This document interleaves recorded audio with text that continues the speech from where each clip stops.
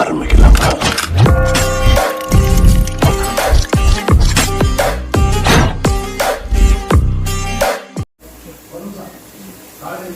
Roast ஆயிடுச்சா, அவ்வளோதான். இஞ்சி போட்டுடலாம். இஞ்சி போட்டு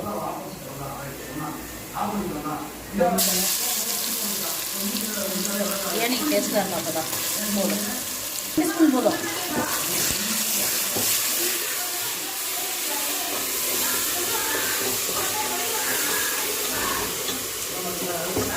ஹாய் மக்களே, வாங்க. இன்னைக்கு வந்து புதன்கிழமை. இன்னைக்கு வந்து பிரியாணி பண்ணலான்னுட்டு ரொம்ப நாள் ஆச்சு. இந்த சண்டே கூட நாங்கள் செய்யலை. இன்னைக்கு பண்ணலான்னுட்டு சிக்கன் வந்து 3/4 கிலோ சிக்கனு பிரியாணி பண்ணலான்ட்டு இஞ்சி பூண்டு போட்டேன். கரம் மசாலா,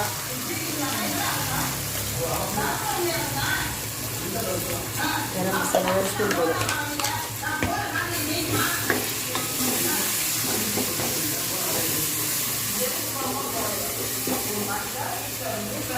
சிக்கன் போட்டுறேன். இப்போ தஷ்மா இல்லாதால நம்ம அப்படியே ஃப்ரெஷ்ஷாக பண்ணுறதா இருக்குது. குழந்தை இருந்தானாக்கா தஷ்மா வந்து அவன் கொஞ்சம் வெளியில் போயிருக்கான், ஊருக்கு போயிருக்கான்.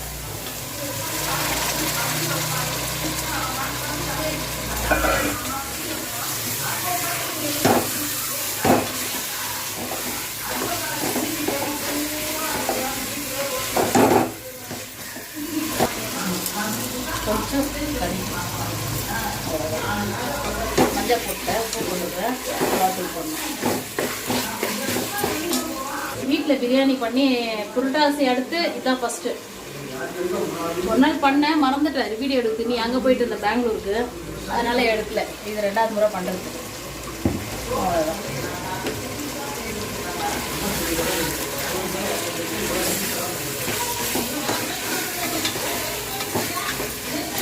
தக்காளி போட்டுக்கலாம். தக்காளி வந்து ஒரு 4 தக்காளி, பெரிய பெரிய தக்காளி.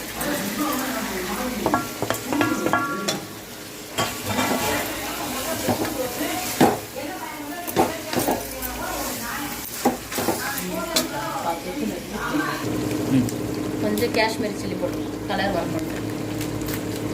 புதினா, கொத்தமல்லி,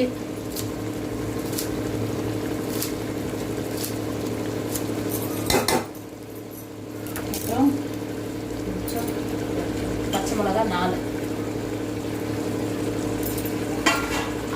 தயிர் கொஞ்சம்,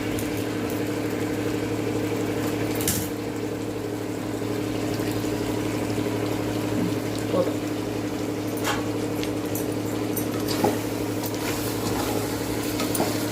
ஆஹா, அதான் சூப்பராக இருக்குதா.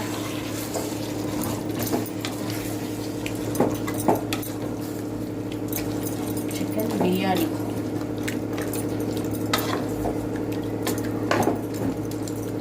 ஆயிரம் தான் இருந்தாலும் வீட்டில் செய்கிறது தான் பிரியாணி. ஹோட்டல்தெல்லாம் வந்து சும்மா காசு தான் வெறியும். இப்போ அதை அப்படியே மூடி வச்சுட்டு சிக்கன் கொஞ்சம் வேகணும். மூடிங்க.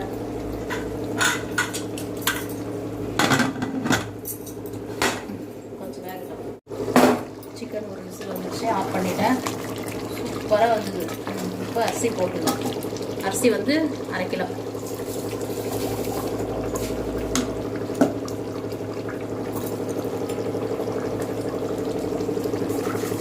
வாசனையாக இருக்குது. நீங்கள் தாளிச்சது, அந்த இஞ்சி பூண்டு, கரம் மசாலா, மெயின் மிளகாத்தூள். இந்த முறை நம்ம அரைச்சது அவ்வளோ இதுவாக இருக்குது.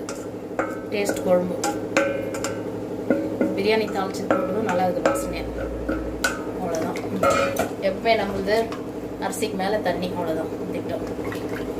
இது கரெக்டாக பதம். சூப்பராக தம் விட தேவையில்ல. ஒரு சிலர் பிரியாணி ஆர்ப்பாட்டம் பண்ணுவாங்க, இதை பண்ணோம் இப்படி பண்ணோம். இதை வச்சோம், வெந்துச்சு, அரிசி கழுவி போட்டாச்சு, 10 நிமிஷம், அவ்வளோதான். தம் விட்டா சரியாக போகுது பிரியாணி. அவ்வளோதான், சூப்பர். இப்போ கொஞ்சம் உப்பு போட்டுக்கலாம். தண்ணி ஊற்றுனது அவ்வளோதான். கொஞ்சம் தண்ணி ட்ரையாக இருந்தால் தம் விட்டுலாம், சரியாக போச்சு. தண்ணி கொஞ்சம் ட்ரையாக மூடி வச்சிடலாம். அவ்வளோதான், சூப்பர். அந்த ஒரு பிரியாணி பாரு எப்படி இருக்குது பாரு, அந்த எண்ணெய் அதுக்கே. இதுதான் சரியான திட்டம். பிரியாணி செய்யும் போது இந்த எண்ணெய் இப்படி வரணும். இதுதான் கரெக்டாக இருக்குது. அந்த அரிசி உள்ளத்தில் இருக்கணும், கரெக்டாக இருக்குது. இது வந்து சாப்பாடு அரிசி, நம்ம சாப்பிட்ற அரிசி மெல்லிசா இருக்குது. இந்த மாதிரி வாங்கினதுனால அதுலேயும் பிரியாணி நல்லா இருக்குது. அதனால் இதே விட்டுட்டேன் சாப்பாடு.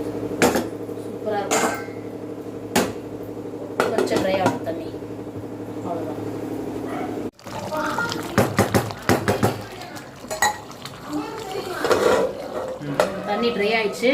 குக்கர் மூடிடலாம் இப்போ.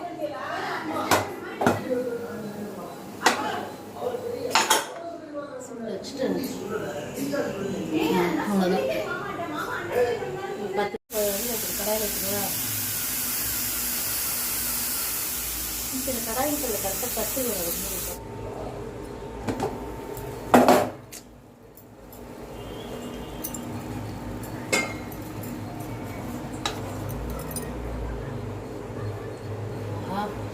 கலர் ரொம்ப நல்லா இருக்குது. கரெக்டாக வந்துக்குதா வேறு. எப்போவுமே தண்ணி நம்ம கரெக்டாக வைக்கிறோம் இல்லையா, அதனால் கரெக்டாக வந்து போகுது. வேறு இப்படி வெளிச்சம் விட்டு டின்னுக்கு வெளிச்சம் வர அப்போ கரெக்டாக.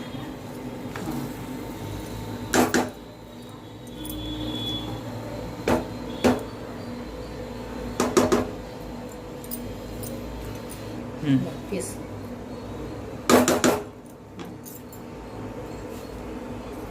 கலர் டிஃப்ரெண்ட் ஆகுதுல்ல. Like this.